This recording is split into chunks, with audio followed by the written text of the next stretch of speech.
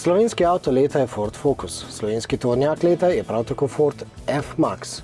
Ampak znamki Ford tovornjaki in pa Ford osebna vozila nimata prav veliko skupnega, samo 50%. In medtem, ko je Ford Focus znanilec trendov, avto, ki uvaja nove napredne tehnologije, pa je znamka Ford Trucks nizkocenovna znamka, ki se šele utira pot v zahodno Evropo. Turški Ford je seveda samo en od zmagovalcev. Na celjskem sejmišču sta uredništvi revij, transport in logistika ter mehanik in voznik podelili tudi nagrado za dostavnik leta. Prislužil si jo je Mercedes-Benzov Sprinter. Z njim pa se nagrajevanje konvencionalno gnanih gospodarskih vozil konča. Letošnji izbor gospodarskih vozil je pravzaprav prelomen, namreč uvaja kategorijo električnih gospodarskih vozil.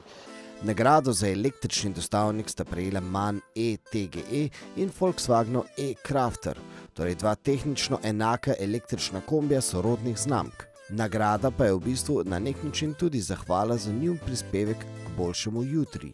Te dve vozili smo izbrali zaradi tega, ker kot trenutno vodilni oziroma prvi na slovenskem trgu uvajata e-mobilnost na področju gospodarskega sektorja in smo mnenja, da bodo s tem orali ledino tudi za ostale tekmece in konkurente. Tudi nagrada za avtobus leta je šla za električni avtobus MAN Lions City E. Interes za električna gospodarska vozila pa je nasploh med prevozniškimi podjetji izredno velik. Razlog je v tem, da ta tiha vozila ponujajo priložnost za zaslužek nove vrste. Zato možnost dostave v nočnem času, v mestih, v ožjih mestnih središčih, so v okolju in tudi človeku kot uporabniku in prebivalcem mest veliko bolj prijazna. Vemo, da je oskrba velikih mest že močno omejena, otežena, ker dostave po noči niso dovoljene zaradi hrupa.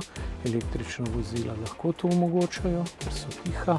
Občine se pomena e-mobilnosti zelo dobro zavedajo, ker ima to tudi velik politični vpliv. Z elektromobilnostjo bi pripeljali v mesta tihi, praktično neslišni promet, kar vpliva tako na udobje meščanov prebivanja v samem mestu, kot tudi udobje potnikov v avtobusu.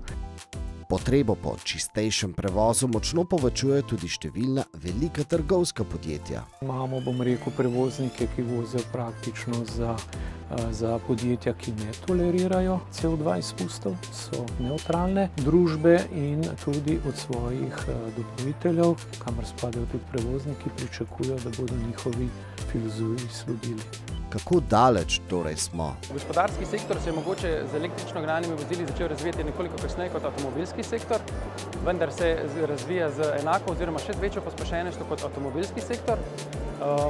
Tukaj bi mogoče poudaril to, da gospodarski sektor le opravi večje število kilometrov, več prometa se obrne, tako da mislim, da bi tukaj lahko gospodarski sektor kmalu prehitev celo avtomobilski sektor. Toda eno so zahteve, potrebe in želje, drugo pa tehnične zmožnosti.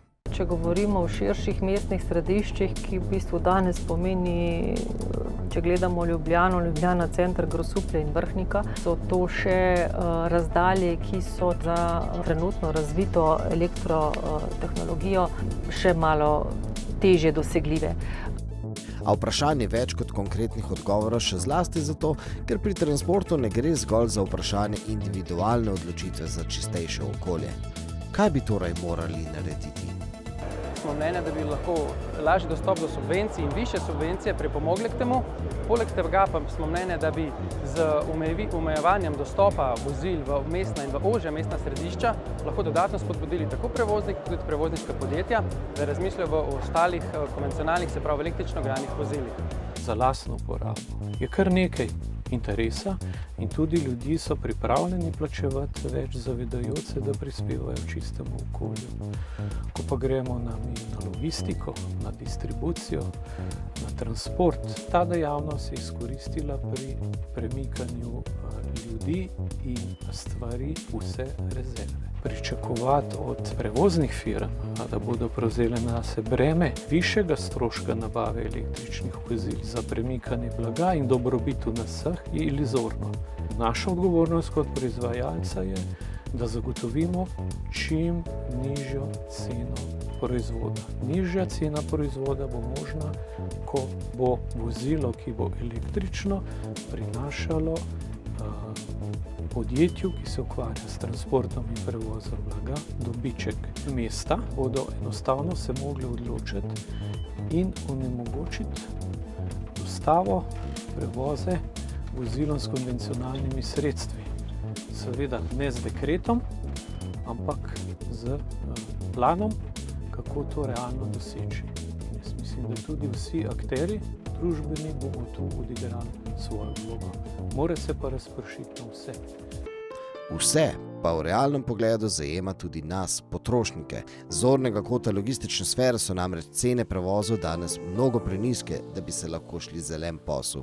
Je ogromen razkorak med zahtevami, kakšnim standardom mora prevozniško podjetje, logistično podjetje, kakšne standarde mora zagotavljati svojemu naročniku in pa ceno, ki jo naročnik pripravljen plačati, ta razkorak je prevelik. Logistična podjetja imam občutek, da se počutijo prikrajšane, da ne glede na to, da se skozi transport in logistiko obrača ogromno denarja, ne ostaja na koncu dovolj dobička, da bi se ga lahko vlagalo nazaj v konkurenčno rast, da bi se investiralo v bolj čiste tehnologije. Ni cilj firme, da investira v svojo dejavnost samo z zadolževanjem. Podjetništvo je tudi ustvarjanje dobička in potem preusmerjanje, pa precejšen del dobička nazaj v dejavnost. No, danes smo v fazi, ko proizvajalci vozil ne morejo biti odvisni od nabiranja županskih političnih točk. Zato z upanjem, da se jim bo to obrastovalo v prihodnosti, že danes prevzemajo vse več denarnih bremen. Mi zdaj poskušamo našim partnerjem ponujati rešitve, paketne rešitve, kjer bi ne govorili več o ceni izdelka, ampak bi govorili o vrednosti sredstva, ki ga prevoznik potrebuje za svoje delo. Med drugim na to področje prihaja tudi tako imenovani buyback. Vzameš novo vozilo, mi vzamemo po določenem številu let nazaj rabljeno vozilo. A vrnimo se k meščanom in dejanskim uporabnikom vozil. Z elektromobilnostjo bodo dobili več udobja. A kaj pa varnosti? Na področju gospodarskih vozil imamo v zadnjem obdobju veliko sprememb. Z vidika varnosti v cestnem prometu si pa želim, da je več poudarka tudi, na delovnem okolju, na prostoru voznika. Pomembno je, kakšne pogoje za vožnjo ima voznik, seveda tudi ta ergonomski vidik.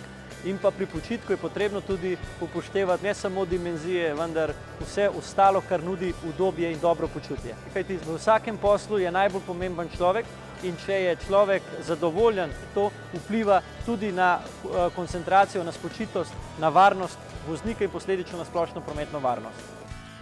In prihaja tehnika, ki nam bo vsem skupaj zagotavljala več varnosti, a spet ne bo dovolj, da obstajajo varni prototipi.